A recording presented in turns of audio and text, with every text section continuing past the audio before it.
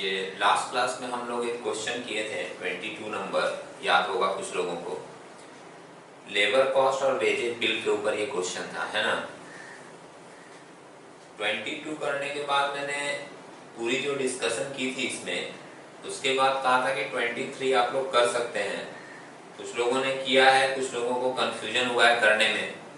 Confusion होने का एक कारण है, 22 नंबर का डिस्कशन क्लास में अगर आप लोग आए होगे तो वो तो देखे होगे। कुछ लोग उस दिन एब्सेंट थे तो उसका डिस्कशन भी अवेलेबल है, देख सकते हैं। जनरली होता क्या है कि जब हम लोग डिस्कशन देखते हैं ना वीडियो क्लास की, तो उसमें आधा अधूरा देखने के बाद अगर कुछ स्टूडेंट्स को समझ आ जाता है क्वेश्चन, तो वो लोग कर लेते हैं, पूरी डिस्कशन सुनते नहीं है। अच्छी बात है, मान लीजिए आप थोड़े तेज तर्रार हो, इंटेलिजेंट हो, आप जल्दी समझ जाते हो चीजों को, ये अच्छी बात है। लेकिन प्रॉब्लम कहाँ पे आती है कि आप क्वेश्चन को आधा सुन के समझ गए और सॉल्व कर लिए, पूरी डिस्कशन आपने सुनी नहीं। अब दूसरे क्वेश्चन में अगर एक लाइन दो लाइन कुछ भी चेंज किया, बढ़ाया घटाया थोड़ा सा, तो सेकंड वाले क्वेश्चन में आप अटक जाओगे, वहां पर आपका दिमाग चलेगा नहीं। समझ रहे हैं? इसलिए बोलते हैं कि जब भी डिस्कशन देखिए तो पूरा डिस्कशन देखिए, क्योंकि सम्स में टीचर जब एक्सप्लेन करता है तो वो सिर्फ उसी की बात नहीं बताता, थोड़ा आगे पीछे भी बताता है कि दूसरे सम्स में ऐसा हो सकता है, वहां पर अगर ऐसा हुआ तो हम लोग कैसे करेंगे। समझ रहे हैं मेरी बात? तो अगर आप पूरा चीज समझना चाहते हो तो पूरी डिस्कशन देखा कीजिए, नहीं तो यही प्रॉब्लम होगी कि अगर सेम टाइप ऑफ क्वेश्चन भी आपको मिलेगा थोड़ा सा एक दो लाइन बढ़ा घटा के, तो आपके साथ समस्या आ जाएगी। समझ रहे हैं? देखिए मैं एक बार आपको बता देता हूँ, 23 नंबर बता क्या देता हूँ, पूरा करके दिखा देता हूँ, आप लोग देख लीजिए।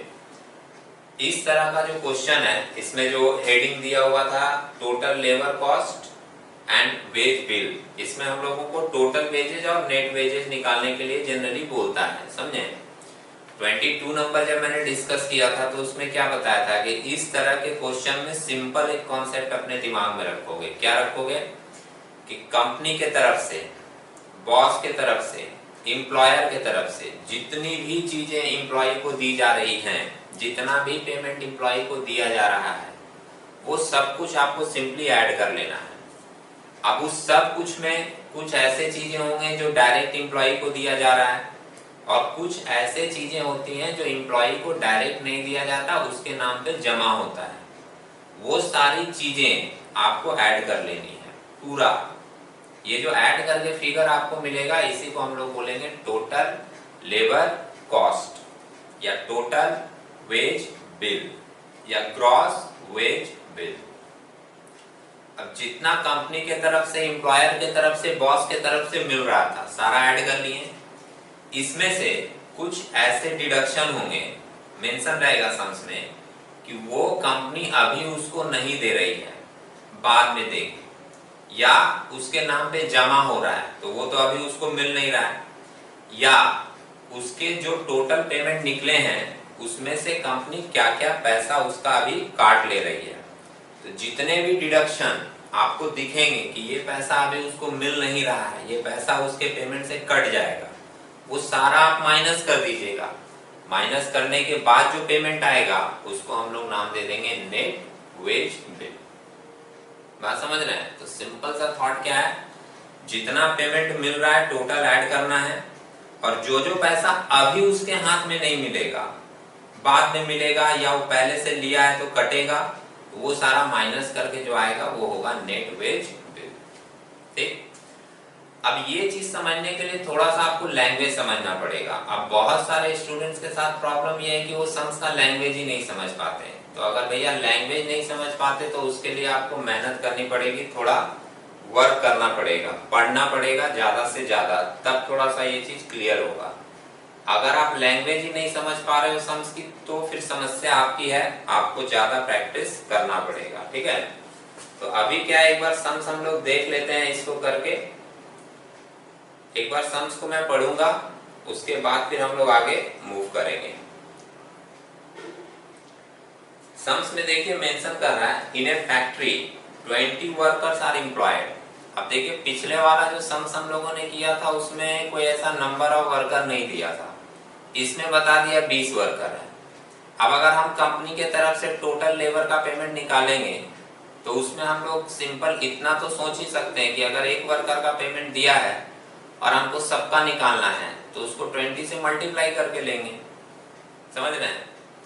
तो लिखा है in factory 20 workers are employed in the production of goods from the following particulars compute the wage bill for the worker for the month of Jan 2014। एक महीने का निकालना है, जनवरी के महीने का। ये सब भी ध्यान से देखा कीजिएगा, कभी कभी बोलता है पूरे साल का निकालना है, कभी बोल रहा है एक महीने का निकालना है। तो कैलकुलेशन तो इसके हिसाब से थोड़ा बहुत चेंज होगा ही प्लस माइनस में।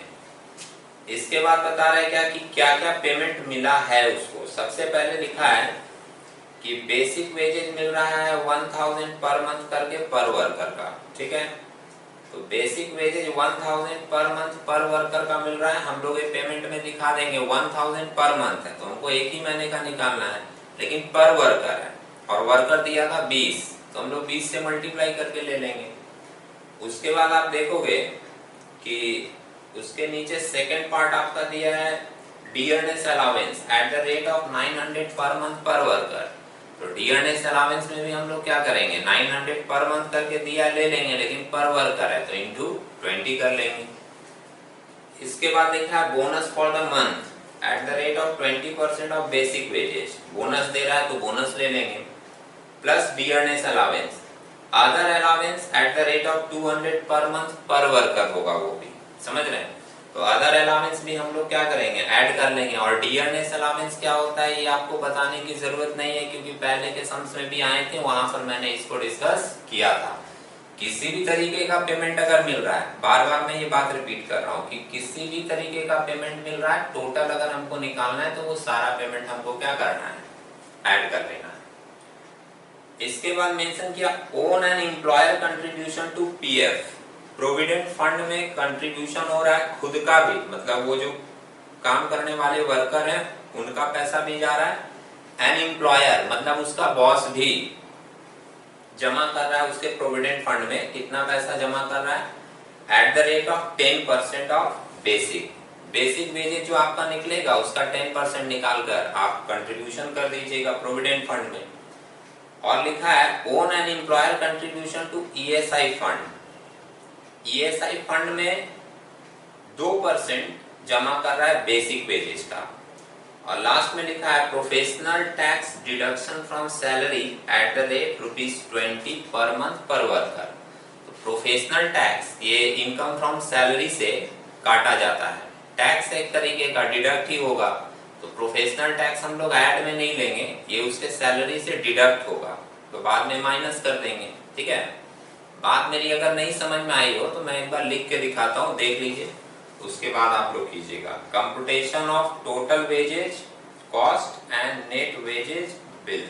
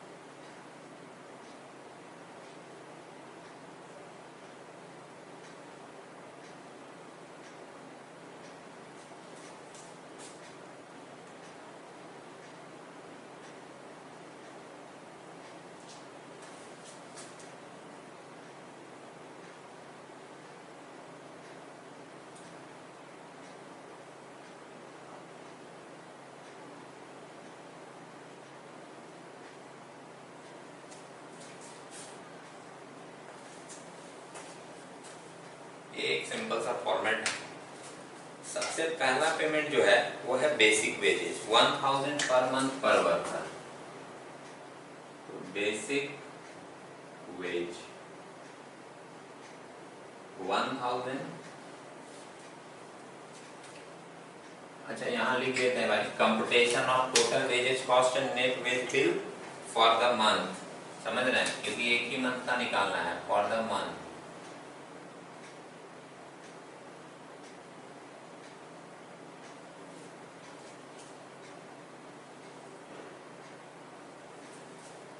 एक महीने का एक कैलकुलेशन करना है।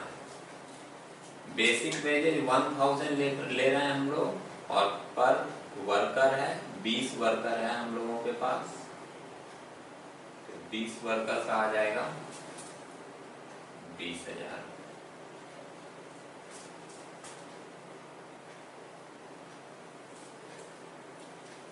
इसके बाद नेक्स्ट पेमेंट क्या दिया था, डियरनेस अलावेंस 900 पर मंथ पर वर्कर, तो डियरनेस अलावेंस का भी देंगे हम लोग पेमेंट।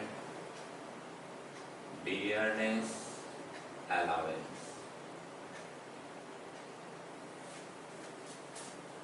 900 into 20 वर्कर्स,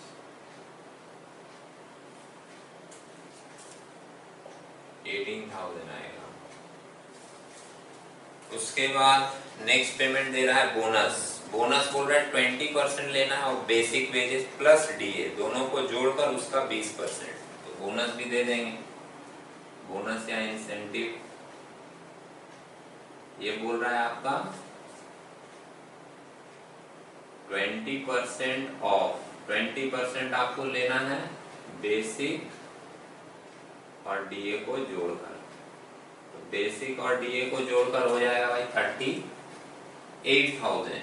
38,000 का आप 20% निकालोगे तो आएगा 7,600। कैलकुलेट करके देख लीजिएगा थोड़ा, ठीक है। सम से बोला है कि बेसिक और वेजेज दोनों को जोड़कर उसका 20% लेना है, तो बेसिक और वेजेज को जोड़कर ले रहे हैं कितना, उसका 20%। निकाल कर देख लीजिएगा 38,000 का 20% आएगा 7,600। उसके बाद और क्या पेमेंट दिया है, बोनस ले लिए। उसके बाद बोल रहा है अदर अलावेंस 200 पर मंथ पर वर्कर। भाई अदर अलावेंस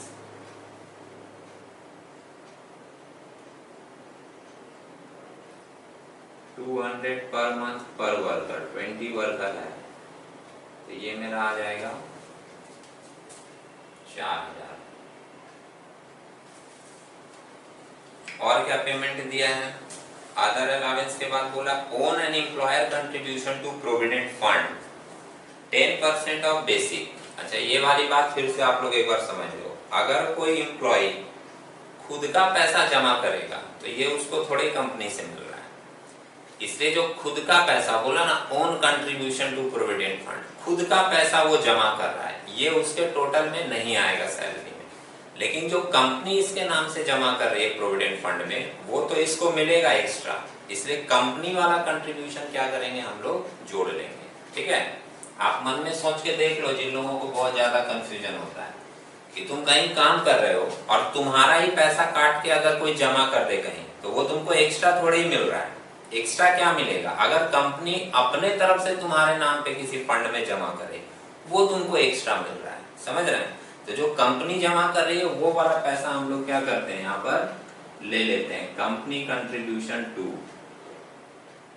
कंपनी कंट्रीब्यूशन। कहीं कहीं पे कंपनी के जगह एम्प्लॉयर भी लिखा रहता है, एक ही बात है, एम्प्लॉयर कंट्रीब्यूट करे, कंपनी कंट्रीब्यूट करे, बॉस कंट्रीब्यूट करे, तो वो आपके टोटल में आएगा।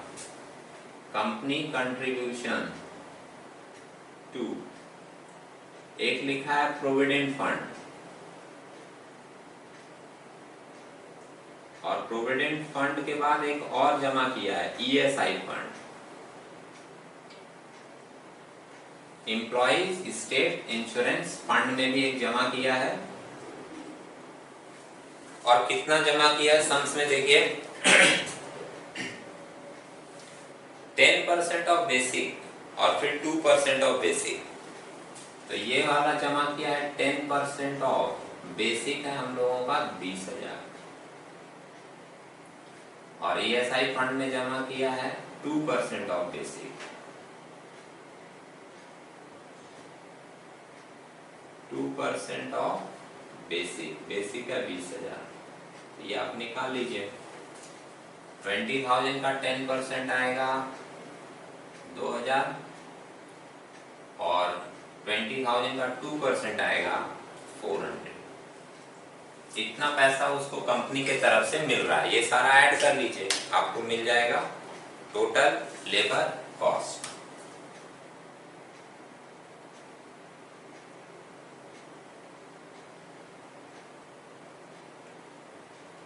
ठीक है, या ग्रॉस वेज बिल, इसको ग्रॉस वेज बिल भी बोलते हैं, ध्यान रखिएगा। अब इसमें से हम लोग माइनस करेंगे कुछ deduction, less deduction.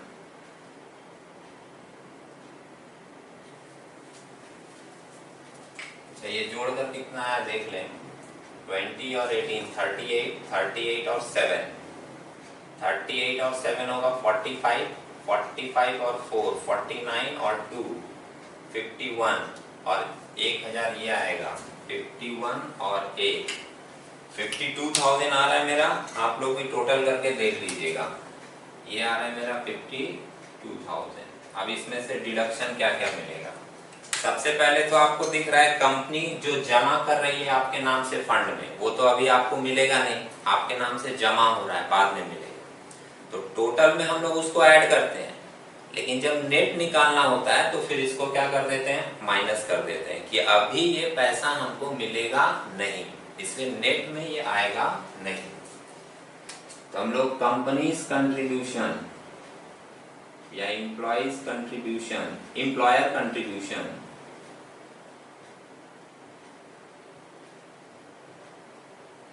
To provident fund. अच्छा, ऊपर ऑलरेडी निकला हुआ है भाई, इसलिए हम दोबारा निकाल नहीं रहे हैं कैलकुलेशन दिखा के।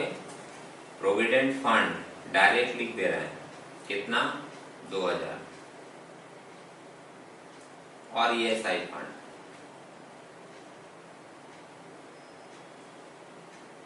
400। ये तो पहले पैसा उसका कट जाएगा क्योंकि उसको अभी मिलेगा नहीं। इसके बाद और सम्स का लास्ट लाइन फिर से देख लीजिएगा, जिसमें लिखा था ओन एंड एम्प्लॉयर कंट्रीब्यूशन, माने खुद भी कंट्रीब्यूट कर रहा है और उसका एम्प्लॉयर या कंपनी भी कंट्रीब्यूट कर रहा है। तो जो खुद कंट्रीब्यूट कर रहा है वो पैसा भी उसके सैलरी से कटेगा और कट के फंड में जमा होगा। तो कंपनी का या एम्प्लॉयर का तो मैं लिख दिया, अब यहाँ पर उसका खुद का पैसा भी कटेगा, own contribution, own contribution to, same जगह जमा हो रहा है और सेम अमाउंट जमा हो रहा है, प्रोविडेंट फंड, सेम अमाउंट है, रेट भी सेम है, तो हम लोग वही लिख दे रहे हैं 2000। और ईएसआई फंड, ईएसआई फंड में जमा हो रहा है 400, इतना तो उसके सैलरी से कट जाएगा। और एक चीज क्या कटेगा, प्रोफेशनल टैक्स, जो कि सैलरी से डिडक्ट किया जाता है। प्रोफेशनल टैक्स एक दिया था, ये प्रोफेशनल टैक्स के रूप में आप लास्ट में देखोगे, professional tax deduction from salary एकदम लास्ट लाइन में मेंशन था, ₹20 पर मंथ पर वर्कर। तो 20 रुपीज लेंगे और वर्कर है हमारा 20, तो ये मल्टीप्लाई करके आएगा कितना, 400। ये सारा पैसा उसके सैलरी से क्या हो जाएगा, डिडक्ट हो जाएगा, और डिडक्ट करने के बाद जो आपको मिलेगा वो होगा आपका नेट वेज बिल। 2000 और 2000 4000 और 4 से यहीं 12, 5200 आ रहा है भाई मेरा। आप लोग देख लीजिए थोड़ा कैलकुलेशन। अब 52,000 में 5200 अगर माइनस करें हम लोग तो कितना फाइनली आता है नेट अमाउंट। तो 52 में 5 माइनस करेंगे तो आएगा 47, और 200 और माइनस करेंगे तो आएगा 46,800। देख लीजिएगा आप लोग माइनस करके, ठीक है। 46,800 आ रहा है मेरा, इसको हम लोग नाम देंगे नेट वेज बिल। मतलब वर्कर का टोटल पेमेंट निकलता है 52,000, लेकिन अभी उसको हाथ में हर महीना मिलेगा कितना, 46,800। ठीक है, ओके। तो अभी ये समझ में आया होगा, एक बार आप लोग लिख लीजिए, फिर भी किसी पॉइंट में डाउट आए तो एक बार पूछ लीजिएगा, मैं फिर से एक बार एक्सप्लेन कर दूंगा। ठीक है, थैंक यू।